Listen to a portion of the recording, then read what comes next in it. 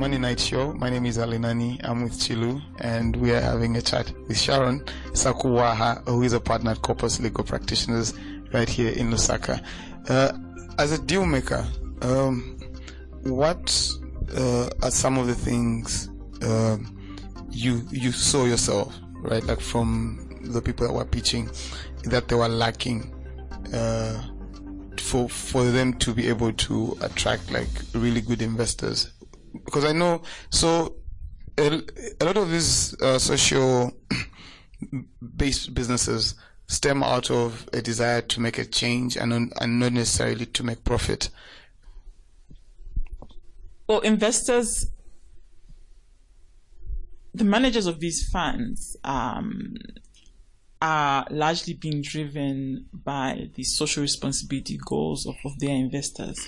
Yeah. So more and more investors are seeking to employ or deploy their capital in ventures that will allow them to meet their social responsibility goals, and these are usually tied to the sustainable development goals. So this is being driven by the investors, the owners of the capital. And you mentioned, you alluded to a sort of generational shift. You said that, as more millennials get into that position of being in business, in authority positions, you think they will, or you've seen a shift to sort of, socially conscious types of businesses, more brand activism and so on and so forth. Is this a recent phenomenon? Is this something that you had seen even before? Are you part of that movement as well? Do you feel that businesses should have more of a conscience, more of an activism to them? Or is it simply, these are the people who will be buyers tomorrow, let's carry favor with them? How does that work? No, I think research has shown that millennials are more aware. When you look at the workplace today, millennials are not just interested in getting that big fat salary at the end of the month. They're interested in their environment within the workplace. They're interested in more balance in their lives. They're interested in the wider environment that they are coming from. They're interested in sustainable living. So that's from a personal perspective, and that's permeating into the way they do business. And there's research that has also shown that more millennials are interested in the impact investing field. So there is evidence to show that there's a shift. What are some of the sectors that can be termed greenfield areas for impact investors? Like, what areas are they looking at mostly? I think they're looking at mostly agriculture, agribusiness, housing, to improve the living conditions. To a certain extent, they're looking at fintech and infrastructure as well.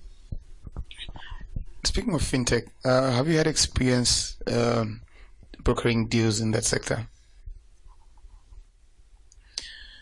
Well, many of the transactions I've acted on have been in the agribusiness space. I know though that there are other firms that have played a role in that space. Okay. But what do you make of this explosion around fintech, which I think mostly is targeted towards, like you said earlier on, towards millennials? I think they are the ones driving that demand in that field. Well, I think fintech is only going to grow. It's a major driver for financial inclusion. Again, research has shown that when you look at a country like Zambia, a large part of the population that remains unbanked, and it's evident how what impact companies like Zoona, for instance, have had on the communities. What impact mobile money has had on the community. So fintech, in my view, is an area that's going to grow. Taking you back to impact investors, how far do you think they're willing to go? So it's not people who are looking for a profit in the short term, obviously, but how long do you think they can go in things sustaining business model, quite impactful, but doesn't necessarily bring back profits like after a very long time? Obviously, from the beginning, it sounds like a good idea, and maybe when you throw in some money, you do see impact, and you see, especially I think around areas of fintech, like you do see the banks jumping on board, but they don't necessarily. When you look at the business itself, from the bottom line perspective, they are not sustainable. How far do you think impact investors will be willing to go to keep that business going? Well, I think it's haven't seen that happen yet, but I think it's a judgment call in terms of how willing an investor is willing to go without generating any financial return. And I think that will largely be driven by their initial projections based on the state of the business and the prospects of that business. Obviously, I would assume if the inability to generate a financial return goes beyond the period projected in the initial projections, then that becomes a problem, and obviously any investor would have to reevaluate their position at that stage. Okay, how do you distinguish between impact investment and just CSR on the part of the investors? Well, because I think some people are probably, it's a cool term to use and throw around, but like how do you distinguish it from just being CSI or CSR? Well, certainly it is a mechanism by which large organizations with capital can deploy their capital and at the same time do good, and at the same time achieve their sustainability goals. So I think it is a mechanism through which an organization's CSR goals can be achieved. Okay. All right. You're listening to Money Night Show. My name is Alinani. I'm with Chilu, and we are having a chat with Sharon Sakuhawa, who is a partner at Corpus Legal Practitioners right here in Lusaka. After the break, we will come back and talk less about impact capital, or rather impact investment, and look at something that Sharon dreams and lives. We'll be right back after this.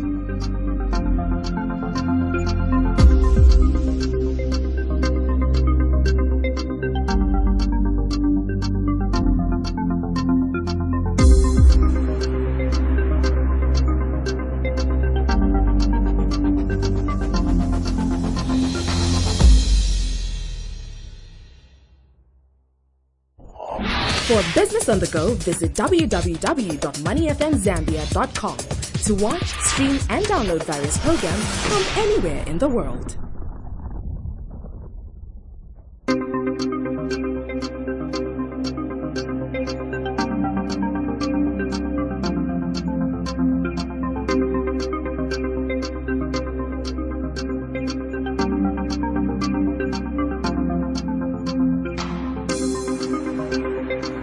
So we're here with Sharon Sakuhawa. Did I get that right? Okay, thank goodness. Let's get into something a little lighter before we get back into heavy stuff. I want to ask how a lady such as yourself comes to find herself in a business such as the one you are in right now. So where did it all begin? Was this a dream when you first entered UNZA in, if I was to hazard a guess, 1998? Well, I sort of stumbled upon it by accident. I studied law at the University of Zambia and graduated in 2002. After which I worked for about a year and then proceeded to study for my master's, an LLM in corporate finance law. So is that when you made the decision then? Well, early on in my career, I knew that litigation was not for me. And post-graduation from Ziali, it became apparent that my interest was in corporate law and commercial law. So I did realize at an early stage that I had knowledge gaps in terms of the world of finance and what I had studied at UNZA. So I decided to pursue an LLM in corporate finance. Yeah. At the time, what did you see around you? Was things like private equity, mergers and acquisition, corporate law? Surely it was obviously in existence. Did it look more burgeoning at the time? Did it look like there was potential, or considering what was happening in the early 2000s? Actually, that was like a boom period for us and for many countries around the world, right? Yes. So that was really post privatization period, and during that period, there were a lot of privatization transactions. So were there lots of job offers wherever lawyers look at job or see job wanted ads? Were there lots of openings for corporate finance lawyers? It was certainly easier to get a job as a lawyer in those days. You were assured of getting a job within a very short period post-graduation. Okay. So there's the LLM in Westminster.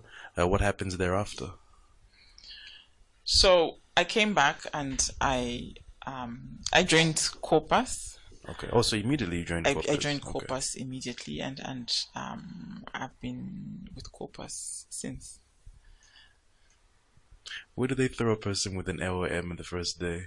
Because you're obviously not in the mail room. Where do you go? Well, when I joined Corpus, I joined in the because I'm guessing you don't start as partner either, so yeah. No. Yes. I joined as a senior associate in the corporate advisory department, as it then was, and over the years then specialized in corporate M&A. Sure. And banking finance later on. Okay. Do you remember your first baptism of fire? I certainly do, very, very, very vividly. My first baptism was really, well, you must realize the world of M&A is really a high pressured environment, and often clients want to conclude a transaction within a very short period, very aggressive timelines. You're given a week to complete a due diligence. So I joined, and 2 weeks later, a client approached us to do a vendor due diligence on a company in which they owned a majority stake and were looking to divest from that company. So we then asked to complete our work within a week. So I really pretty much typically hit the how long would you have preferred? Well, because due diligence can take a long time. I think I've seen in many official documents they talk about periods of years, though, right? Yes. I think ideally, I would say 2 weeks would be a good time, but that is not always the case. And you do your best to do what you can do and meet that deadline within that period, but you still discover additional information as you go along. Okay. So just for a layperson listening in, what's an M&A? Well, M&A is sort of an acronym used to refer to a merger or an acquisition. So if I can break it down, if I have my grandmother selling tomatoes at Soweto Market, and I wanted to acquire an interest in her business at a more granular level, that would be an acquisition. Why do grandmothers always have to sell tomatoes? Anyway, I heard from that. So, like, how is the M&A space in Zambia? Because we rarely hear of, I mean, like, obviously there are few that are out in the public domain, but we rarely hear of mergers and other companies going out to acquire other companies. How busy is that space in Zambia? Well, Zambia is a very attractive investment destination. For some companies with the capital, they'll come and establish a greenfield operation. But M&A is a faster way of entering the market or expanding your market.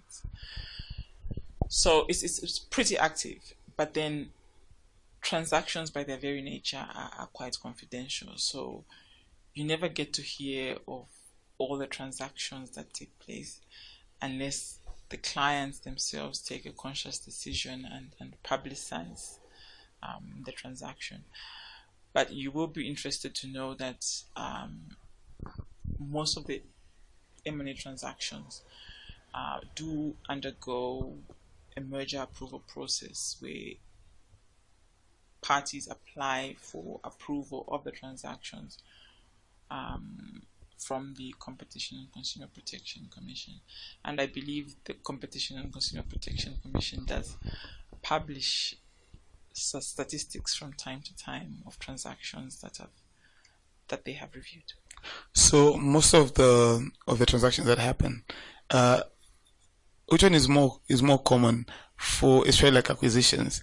Is it for existing businesses that are profitable or ailing businesses? Which one is most common in Zambia? Oh, no one wants to acquire problems. So it will usually be profitable businesses, unless there's a compelling business proposition for a client to acquire an ailing business. Do you have clients interested in the public markets rather than the private? Or is what you do strictly, I mean, it's in the name, private equity. So is that essentially what you do in your... Well, I do advise clients in the public space as well. Okay. I do have a number of clients. Is it as attractive as the listed private? on the stock exchange. But obviously, the stock exchange for private equity clients, that mainly be used as an exit mechanism. So for most private equity clients, they'll be looking to list an entity at a certain stage and exit through that mechanism. There haven't been many of such listings and exits. I think I can only think of one. I wanted to get back to the point you made about Zambia being an attractive investment spot. Do you know the reasons why? Well, Zambia is a relatively stable country. We're a peaceful nation. We've never had any civil war. That's not just a soundbite. We're actually a peaceful, friendly nation. I believe we That's are. the thing which happens in investment conferences. It's said that Zambia is... I believe we are. I mean, you hear that everywhere you go. But above all, I think we have a pretty favorable regulatory framework compared to other countries. Have you had situations where who normally comes to you? So, like in terms of acquisitions and thing mergers, mostly is it those looking to acquire or those who'd like to be acquired? Both the buy side and the sell side. Okay, so because why I'm asking that is because we've heard of the narrative that goes on around Australia for Zambian businesses on how Zambian business owners want to have the whole cake to themselves. What are some of the experiences that you've had, like with regards to that narrative, especially in the case where a buyer comes to you and then inquiring about a certain business? Have you ever had such instances happen? Well, I have heard that narrative, and I think it's more common because most business starts as family owned businesses, and such owners want to hold onto control forever. On the other hand, anyone looking to invest or deploy their capital would be looking to have a certain level of control. Reason being that with control, they're able to determine the strategic direction the company takes in terms of the decision-making process. So most investors will be looking to acquire over 50%, some 75% of the company. Now, in the event that that's not possible, there are ways of structuring the transaction and the governance process in a way that gives an investor the ability to determine the direction the company takes in terms of decision making. Do we have many examples of hostile takeovers in Zambia? No. Okay, how would you advise someone looking at getting into a family-owned business? What are some of the dynamics? What are some of the things that someone needs to look into? Well, my advice would be get the right advisors. Do your due diligence, both financial and legal. We get a lot of situations where an investor only does the financial due diligence and then comes to you and asks you to draft sale and purchase agreement without having done any legal due diligence on the target entity being acquired. So my advice would be get the right advisors and do your due diligence. How active are local investors or Zambian investors in the acquiring space of other existing businesses? Or is it just a space that's mostly reserved of foreign capital, for example? Well, it's more, we have more foreign investors who are active. But I must say that that is changing, and we have some Zambian entrepreneurs taking advantage of the opportunities arising. And is that like at small, medium, or at large enterprise level? Both. And all of them. Okay. Going to that question, how active is our pension scheme authority? Because I know that they recently got into private equity as well in that space. Or is that something that you wouldn't know? Well, recently, I think the NAPSA recently advertised. Just prior to that, they were restricted from making certain investments for risk reasons, for safety reasons, or it's for prudential reasons. So okay. Recently, those regulations were revised, and okay. I know that they're looking to deploy capital in the private equity space. Yeah. How is our local regulation around M&As? I think how do they fare compared to the region and then probably just globally? Are they prohibitive? Are they welcoming, especially for outside capital? Well, I think the regulatory framework in Zambia is fairly investor friendly. They have really very little foreign ownership ownership restrictions.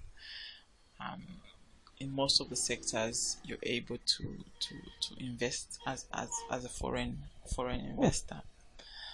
But having said that, the constant cry we hear from clients or investors is the cost of doing business, the cost of transactions.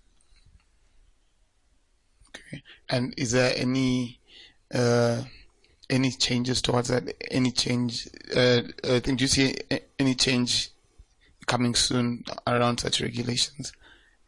Do they work for Zambia as an economy, or is that prohibitive to the investors? Well, it's prohibitive in the sense that obviously Zambia is in competition with other destinations, but I believe that shouldn't deter an investor who's interested in the value proposition that Zambia has to offer. I know, like, the startup scene is probably very risky. Is it something that you can offer expertise in terms? So I think, like I said earlier on, Zambians, or the narrative around ownership, right, is that Zambians want to own everything, and this is so common with small businesses and then startups as well. But one of the way in which businesses can grow is obviously through attracting outside investment, obviously through acquisitions, and then obviously merging as well. It's a space where probably you as an individual or as your firm would like to spend some time in advising small businesses and helping them see the upside of giving up stake, for example. Well, certainly, I believe the SMEs will be the future blue chip companies in a few years' time. But I think it's important for our SMEs to get their act together.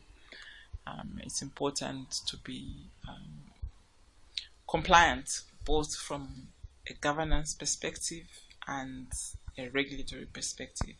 It's one thing to look for an investor to invest in your business, but any investor investing in any business as a start want to see that the company is compliant from a regulatory perspective, want to see that the company has a robust governance structure. So I think SMEs really need to do some housekeeping before they look out to investors. Okay. Final question, I guess. Unless you have any. As a deal maker, what's the one thing that makes you so proud of a deal? I feel like after you've helped the buyer and the seller do a great deal, like, what's the one thing that stands out for you and like, oh, okay, today has been a great day at work? Well, I think the thing that gives me the most satisfaction is finding a solution to a major risk in a transaction or a deal, or finding a solution if there's a legal hitch in the deal, and thereafter seeing the transaction complete and the business flourish. What's the ratio between being lawyer savvy and being business person savvy? I would say 70-30. In which direction? Lawyer to business? 70 legal, 30 business. Okay. But that is rapidly going to change as technology advances. Okay. I believe much of the work lawyers do will be commoditized. Computers Really?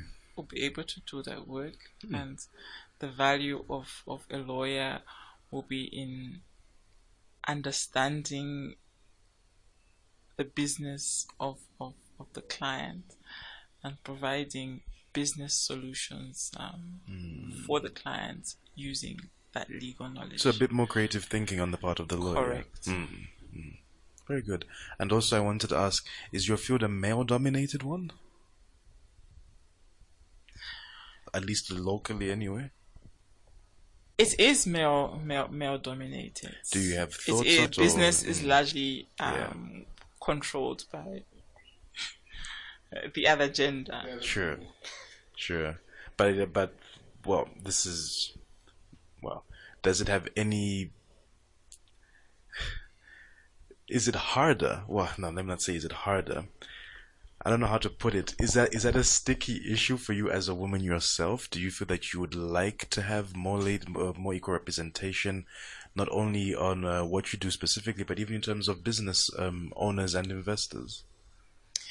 Would it help, or is that neither here nor there? Well, I'm quite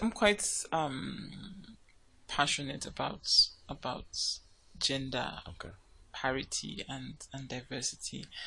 And it would be nice to see more women in leadership positions, assuming more leadership positions in business. That will provide impetus for more and more females to believe that they can do anything. Well, you've been listening to a special interview we had with Sharon Sakuhawa, partner Corpus Legal Practitioners. Sharon, thank you for your time. Thank you, Alinani, for the opportunity, and I must commend you for this platform. It's such an innovative idea to have a radio station dedicated to business. I think it will improve the coverage of business and financial issues in the country. So does this mean we'll be having you more often on our station? Certainly. Okay, we'll definitely give you a call again. Thank you very much for your time, and we wish you all the best. Thank you.